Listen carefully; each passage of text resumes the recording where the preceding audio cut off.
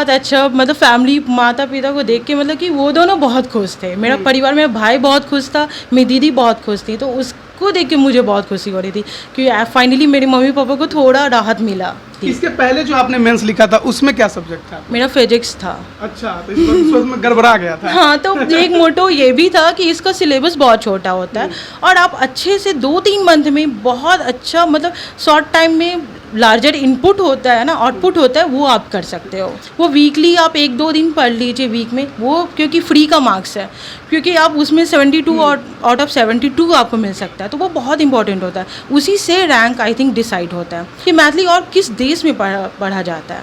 तो मुझे उस टाइम रिकॉल नहीं हो पा रहा, तो सर बोले कि आपको याद नहीं आ रहा? हम कहीं वो आपके बगल कहीं आप जहाँ रहती हैं, हम कहीं सर याद आ गया। सोशल मीडिया पे अभी छाए हुए हैं। सोशल मीडिया नहीं माने, हम अपना ब्लॉक में जो है वहाँ 200-400 गांव में भी जो है उसमें भी हमारी ही चर्चा चल रहा है, समझ गए ना। का इलाका का पहला बेटी बनी है। क्योंकि आपको 8 क्वेश्चन लिखना है और आपके पास टाइम कम है और कम से कम 4 से 5 पेज या 6 पेज लिखना रहता है, तो उसकी अगर आप प्रैक्टिस करके नहीं जाओगे तो नहीं हो पाएगा। बहुत इंपॉर्टेंट है वो। बीपीएससी गेट के पास आप इनको देख सकते हैं, वहीं पर इनका किताब का एक स्टॉल भी लगता है। कब से वो किताब का स्टॉल है? हम हैं 68 से, 68 से। तब मैं 18 में कहा कुछ छोड़ो ये सब त्यागो, चुपचाप बीपीएससी यूपीएससी में भिड़ो। नमस्कार, आप लाइव बिहार देख रहे हैं। मैं हूँ राजमोहन तिवारी। 66वीं बीपीएससी का रिजल्ट जारी हो गया है। 685 अभ्यर्थी चयनित हुए हैं और जो भी अभ्यर्थी चयनित हैं उनसे बातचीत हमारी जारी है, ताकि जो अभ्यर्थी आगे एस्पिरेंट हैं, जो आगे सक्सेस होना चाहते हैं, जो सिविल सर्विस में जाना चाहते हैं, वो उनसे कुछ सीख सकते हैं। तो आज एक बार फिर एक जो सफल अभ्यर्थी हैं उनसे बात करेंगे। नाम क्या है आपका? प्रीति कुमारी। रैंक क्या मिला है आपको? पद क्या है? मेरा 286 रैंक है, आरडीओ रूरल डेवलपमेंट ऑफिसर मुझे मिला है। कहाँ से हैं? पटना। पटना से? प्रॉपर दरभंगा से हूँ। ऑप्शनल क्या था? मेरा मैथिली लैंग्वेज है। मीडियम इंग्लिश था। हाँ। अभी ये बताइए कि जो पाना चाहती थी वो मिल गया या फिर अभी बाकी है? नहीं, अभी तो बाकी है। बाकी है। हाँ। फर्स्ट प्रेफरेंस आपका क्या था? मेरा डीएसपी था। तो नहीं हो पाया? नहीं, किस वजह से? वो एक्चुअली मेरा नीक हो गया था, तो वहीं पे डिस्क्वालीफाई मेडिकल में कर दिया गया था। तो अभी आगे जारी रहेगा सफर? हाँ, वो सफ़र तो जारी रहेगा। पढ़ाई का जो बैकग्राउंड है वो कैसे शुरू हुआ? बचपन की पढ़ाई कहाँ की? 10th 12th उसके बाद ग्रेजुएशन? मैं 10th और 12th केंद्रीय विद्यालय कंकाबाग पटना से हुआ है। उसके बाद मैंने साइंस कॉलेज से ग्रेजुएशन फिजिक्स ऑनर्स में किया। उसके बाद मैं तैयारी कर रही थी और मुझे 64th बीपीएससी में मैं मेंस लिखी थी, बट नहीं हो पाया। तो फिर फाइनली 65th में भी नहीं हुआ, फिर 66 में फाइनली सेलेक्टेड हो गई। इंटरव्यू पहला था ये? हाँ, इंटरव्यू पहला था, पहली बार में आप सेलेक्टेड? हाँ, पहली बार में सिलेक्शन। कैसा लग रहा है? बहुत अच्छा। जब रिजल्ट आया तो माहौल क्या था घर का? बहुत अच्छा, मतलब फैमिली माता पिता को देख के मतलब कि वो दोनों बहुत खुश थे। मेरा परिवार, मेरा भाई बहुत खुश था, मेरी दीदी बहुत खुश थी, तो उसको देख के मुझे बहुत खुशी हो रही थी कि फाइनली मेरे मम्मी पापा को थोड़ा राहत मिला। तो जो लिटरेचर आपने ऑप्शनल में लिया, क्या सोच कर लिया? बहुत लोग, क्योंकि देखिए टॉपर्स तो साइंस वाले ही अधिकतर बनते हैं, लिटरेचर में नंबर उठाना बड़ी मुश्किल बात कहा जाता है। तो ऐसे में क्या सोचकर, क्या कुछ कैलकुलेटिव डिसीजन था ये? इसके पीछे तो 2 कारण था। मेरा भाषा, एक्चुअली मैं दरभंगा की हूँ, तो मेरा भाषा मैथिली था, तो मैं मैथिली को जानना चाहती थी। और मेरे 1-2 इंस्पिरेशनल थे, जैसे संजय मिश्रा सर, तो उन्होंने मुझे बताया कि मैथिली पढ़ो, बहुत अच्छा रिजल्ट होता है। तो उनसे इंस्पायर्ड होके, वो सीटीओ हैं अभी, तो उनसे इंस्पायर्ड होके मैं पूरा की और वही मुझे हेल्प किए पूरा। ग्रेजुएशन में क्या सब्जेक्ट था? मेरा फिजिक्स था। मतलब साइंस छोड़ के मैथिली? हाँ, तो न्यू मिला मुझे कुछ, मतलब मैथिली को मैं जानी, मिथिला की हूँ, मिथिला को, मैथिली भाषा को जानी, तो वो मेरे लिए उपलब्धि थी। इसके पहले जो आपने मेंस लिखा था उसमें क्या सब्जेक्ट था? मेरा फिजिक्स था। अच्छा, तो इस वक्त में गड़बड़ा गया था। हाँ, तो एक मोटो ये भी था कि इसका सिलेबस बहुत छोटा होता है और आप अच्छे से 2-3 मंथ में बहुत अच्छा, मतलब शॉर्ट टाइम में लार्जर इनपुट होता है ना, आउटपुट होता है, वो आप कर सकते हो। पीटी की तैयारी और मेंस की तैयारी, इंटरव्यू की तैयारी सब साथ साथ शुरू हुई या फिर पीटी को अलग बांटा, मेंस को अलग बांटा, इस तरह से? नहीं, पहले तो पहले मैंने बेसिक्स क्लियर किया। इसके लिए तो आप पीटी हो दो या मेंस दो या इंटरव्यू दो, वो बहुत इंपॉर्टेंट होता क्या है। है बेसिक? बेसिक्स तो एनसीईआरटी है, तो वो सारा कवर किए, लक्ष्मीकांत, स्पेक्ट्रम जो सबको नोन होता है। उसके बाद मैंने घटना चक्र को, जो मेन इंपॉर्टेंट है हिस्ट्री साइंस, वो पूरा कवर किया। और करेंट अफेयर्स जो ये है वो यूट्यूब से, वो मंथली मैंने किया। उसके बाद एडिटोरिया और एक दो और भी बहुत सारे अवेलेबल होते हैं मार्केट्स में, उसको मैंने पढ़ा था। तो उससे कवर करके मैंने पीटी की तैयारी की। मेंस के लिए मैंने आईएएस हिंदी की टेस्ट सीरीज और एडिटोरिया की टेस्ट सीरीज मैंने ज्वाइन की थी, तो वो काफ़ी हेल्पफुल था। मेंस में क्या क्या होते हैं सब्जेक्ट, और किस प्रकार से ऑप्शनल जो आपने चुना वो, और साथ साथ जीएस के पेपर कौन कौन से होते हैं, एक बार समझा दीजिए जो नए दर्शक है शायद वो बेहतर तरीके से इसे समझ सके। हाँ, GS1 में पहला पोर्शन होता है हिस्ट्री, सेकंड स्टैट और करेंट अफेयर। तो हिस्ट्री के लिए तो जो 20 से 25 क्वेश्चन काफ़ी है, उसको अच्छे से कोई कर जाएगा तो वो आराम से हो सकता है। और उसमें कुछ अपना एक्स्ट्रा इनपुट होता है ना, कि जैसे कुछ जैसे बहुत सारा ऑनलाइन अवेलेबल रहता है, कुछ एक्स्ट्रा रिमार्क्स रहता है जो भी पॉइंट में, तो वो आप उसमें डालिए तो बहुत इफ़ेक्टिव फील होता है। और स्टार्ट बहुत इंपॉर्टेंट होता है, वो वीकली आप 1-2 दिन पढ़ लीजिए वीक में, वो क्योंकि फ्री का मार्क्स है, क्योंकि आप उसमें 72 आउट ऑफ 72 आपको मिल सकता है, तो वो बहुत इंपॉर्टेंट होता है। उसी से रैंक आई थिंक डिसाइड होता है, तो वो बहुत इंपॉर्टेंट है। और करेंट अफेयर कोई भी विजन आई सबसे इंपॉर्टेंट है, उसमें जो इंपॉर्टेंट टॉपिक्स होते हैं वो आप कवर कर लीजिए। और GS2 में पॉलिटी, ज्योग्राफी, इकोनॉमिक्स और साइंस टेक होता है, तो वो जो भी प्रीवियस ईयर्स क्वेश्चंस होते हैं उसको कवर कीजिए हॉलिस्टिक वे से, मतलब उसका 360 डिग्री उसकी तरफ से। और जैसे एग्रीकल्चर है, एग्रीकल्चर से क्या क्या क्वेश्चन उठ सकता है, जैसे MSP हो गया, उस टाइम बहुत ज़्यादा था, फूड प्रोसेसिंग हो गया, या MSME इंडस्ट्री हो गया, मतलब जो भी इंडस्ट्री से रिलेटेड, एग्रीकल्चर से रिलेटेड, वो सारा आप कवर कर लीजिए। उसके बाद वो सारा हो जाता है। साइंस टेक जो भी प्रीवियस ईयर है उसमें कुछ बहुत वो शॉर्ट टॉपिक है, 10 से 15 टॉपिक काफ़ी है, उसको करने के बाद वो कवर हो जाता है। तो वो सारा इसी से मैंने किया था। और टेस्ट सीरीज वो बहुत इंपॉर्टेंट है, उसके बिना सिलेक्शन तो आई थिंक नहीं हो पाएगा। तो मेंस के लिए जो आंसर राइटिंग है वो कितना महत्वपूर्ण है?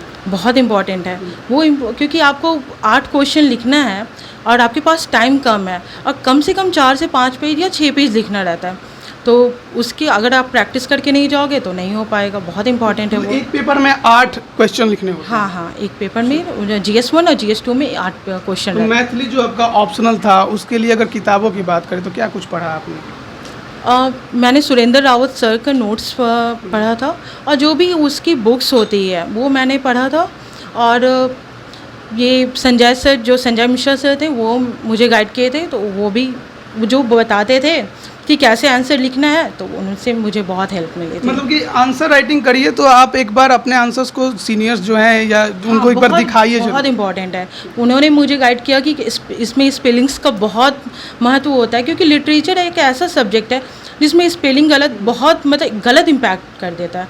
तो उन्होंने बताया कि ये शब्द नहीं होना चाहिए, कहाँ पे स्पेलिंग गलत है, आप मैथिली में लिखिएगा तो मैथिली में क्या क्या इनपुट्स होना चाहिए, वो बहुत हेल्प किया। किस वर्ष से आपने शुरू की थी बीपीएससी की तैयारी? मेरा 2018 से शुरू हुआ था। 4 साल लगे। टाइम तो लग गया। ये कौन सा अटेम्प्ट था? थर्ड अटेम्प्ट था। हाँ, हालांकि हो गया। हाँ, फाइनली हो गया, खुश है। इंटरव्यू को लेकर भी काफ़ी ज़्यादा जो कैंडिडेट्स हैं वो नर्वस होते हैं, तो आपका इंटरव्यू कैसा रहा? बोर्ड किसका था? मेरा अरुण भगत सर का बोर्ड था, काफ़ी अच्छा था, क्योंकि मुझसे बहुत क्वेश्चन पूछा गया था। तो आई थिंक 50 के आसपास अगर कैलकुलेट, क्योंकि क्रॉस क्वेश्चंस बहुत हो रहे थे, तो उसको कैलकुलेट कर दिया जाए तो हो जाएगा। कैंडिडेट्स तो बहुत ऐसा भी कह रहे थे कि 5 मिनट 10 मिनट में निकाल दिए। पता नहीं, शायद सर को पता चल गया कि 5 मिनट में ही ये बच्चा बहुत अच्छा है, या कुछ हुआ होगा, लेकिन हमसे तो अच्छा पूछा गया था। क्या कुछ सवाल अगर आपको याद हो? हाँ, जैसे सबरीमाला इशू, फिर से ग्रेविटी और ग्रेविटेशनल में क्या अंतर है, स्टीफन हॉकिंस कौन है, आइंस्टीन। आपके ग्रेजुएशन सब्जेक्ट से ज़्यादा सवाल? नहीं, ऐसा नहीं है, मुझे मैथिली से भी पूछा गया था, चेतना समिति क्या है, महासुंदरी देवी कौन है, और भी बहुत सारे, जैसे नेपाल का मधेसी वाला, वो भी मुझसे कि इंटरनेशनल रिलेशन टाइप से मुझे मैथिली में भी क्वेश्चन किया गया था कि मैथिली और किस देश में पढ़ा जाता है। तो मुझे उस टाइम रिकॉल नहीं हो पा रहा, तो सर बोले कि आपको याद नहीं आ रहा? हम कहीं वो आपके बगल का ही, आप जहाँ रहती हैं। हम कहीं सर याद आ गया, मैं नेपाल है। तो बोले हाँ, आप सही बोल रही हैं। तो करंट से करेंट सेम, हाँ, ये उस टाइम जाति जनगणना हो रही थी, तो उसके बारे में पूछा गया था कि उसका प्रोज और कॉन्स क्या है, मतलब इससे इम्पैक्ट क्या पड़ेगा।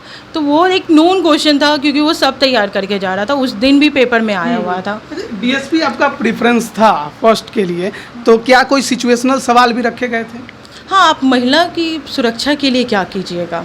अगर आजकल महिला ऑफिस में बहुत ज़्यादा हो रही हैं, तो आप महिला की सुरक्षा के लिए क्या कर सकते हैं? मॉब पे फायरिंग करेंगे, क्योंकि उस टाइम अग्निवीर चल रहा था, तो उस टाइम बोले कि आप मॉब पे फायरिंग कर देंगी, तो बोले सर नहीं कर सकते, ओपन फायरिंग हो सकता है बट मॉब पे फायरिंग नहीं हो सकता है। तो ओवरऑल कैसा रहा था आपका इंटरव्यू? अगर मेरा इंटरव्यू बहुत अच्छा रहा था, क्योंकि मैं इतने क्वेश्चन में 6-7 बार बस सॉरी बोली थी, और हमको सर मतलब उनके फेस के एक्सप्रेशन से लगा था कि बहुत मतलब इंटरव्यू में कुछ डरने जैसा भी है? कुछ ऐसा नहीं है, बस कॉन्फिडेंट हो कि जो भी 3 पोर्शन ही तो कवर करना है, ग्रेजुएशन, ऑप्शनल और जो भी स्टैटिक पोर्शन अपना बायोडाटा, तो बस इतने ही क्वेश्चंस, मतलब उसको आप 360 डिग्री कवर कर लीजिएगा तो बहुत जीएस रहता है। का आपने विस्तार से बताया क्या क्या पढ़ना है आपको, लेकिन कैसे पढ़ना है? अगर एक बार मैं ये पूछूं कि हिस्ट्री हो गया, पॉलिटी हो गया, ज्योग्राफी हो गया, सबसे सवाल होने हैं, तो किताबों की अगर लिस्ट पूछूं जीएस के लिए, तो वो आप क्या बताएंगे? हिस्ट्री के लिए तो स्पेक्ट्रम है, उसमें तो क्वेश्चंस जो रहता है, art and culture Nitin Singhania वा जो बुक मार्केट में अवेलेबल है, तो वो हो गया। पॉलिटी के लिए गूगल भी बहुत इंपॉर्टेंट पार्ट रहता है, जो भी साइट पे तो बहुत अवेलेबल है। कुछ टॉपिक्स जो होते हैं बहुत डायनेमिक होते हैं, वो आते ही हैं, तो वो सब हो गया। तो पॉलिटी के लिए तो लक्ष्मीकांत प्लस जो ये आप गूगल कर लीजिए।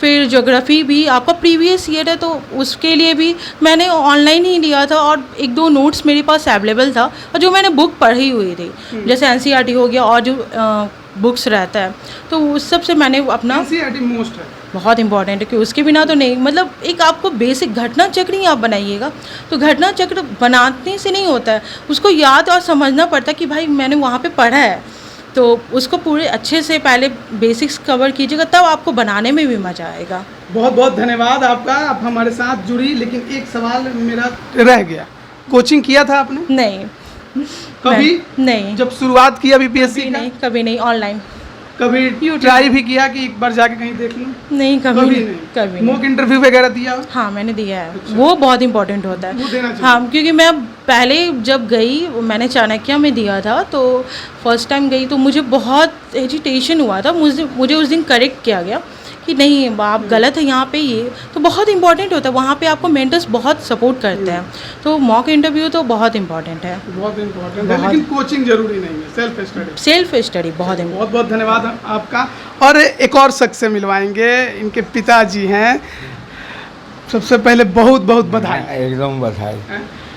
इनके बारे में बता दूं, बीपीएससी गेट के पास आप इनको देख सकते हैं, वहीं पर इनका किताब का एक स्टॉल भी लगता है। कब से वो किताब का स्टॉल है? हम हैं 68 से, 68 से। अच्छा, तो जब स्टॉल लगाए थे तो सोचे थे कि अब यही बीपीएससी में बेटी आएगी इंटरव्यू देने? नहीं, ये तो खैर हम जरूर इतना हृदय रखे थे, हमारे बाल बच्चा जरूर अच्छा करेगी। अच्छा जी।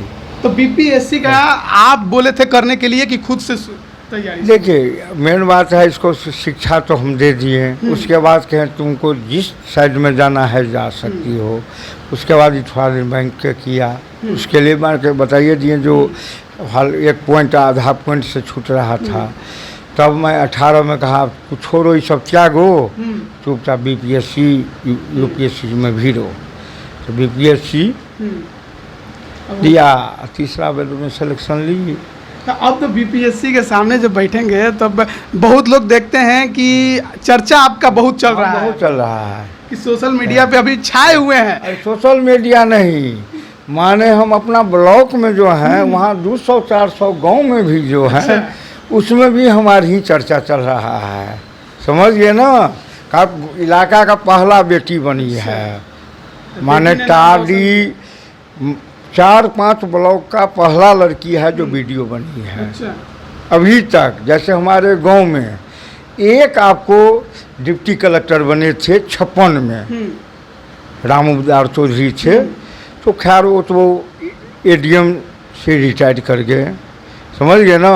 और दूसरा जो है मेरी बच्ची बनी है हमारे गांव में, और वैसे इलाका में नहीं है। बहुत बहुत हाँ। धन्यवाद आपका। तो काफ़ी ज़्यादा भी सोशल मीडिया पर चर्चा में भी हैं। बीपीएससी जो गेट है वहीं पर बुक स्टॉल भी लगता है इनका। बीपीएससी की किताब जो बड़े बड़े अभ्यर्थी हैं जो पास करते हैं वहाँ से खरीदते हैं। और आज देखिए कि आज इनकी बेटी बीपीएससी पास करके वीडियो बनी हुई है। तो तमाम अपडेट लाइव बिहार आप तक पहुँचा रहा है। आप सभी का बहुत बहुत धन्यवाद। लाइव बिहार यूट्यूब पर सब्सक्राइब और फेसबुक पर लाइक जरूर करें।